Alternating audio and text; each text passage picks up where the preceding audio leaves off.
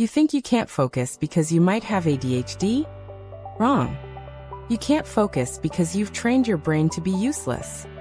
Every time you grab your phone just for a second, you're teaching your brain that boredom is the enemy. Every time you scroll while eating, you're telling your mind that silence is a problem. And now, you can't focus for more than 10 minutes without needing a dopamine hit. Here's the brutal truth. Your attention span isn't broken. You've burned it out with cheap distractions. You've turned your mind into a junkie, addicted to quick hits of stimulation. Stop blaming a disorder you haven't even been diagnosed with. It's not ADHD. It's death by 1,000 notifications. You chose to keep your brain on a drip feed of entertainment until real life feels unbearable. Want to fix it? Here's the shift. Start getting bored on purpose. Sit in silence.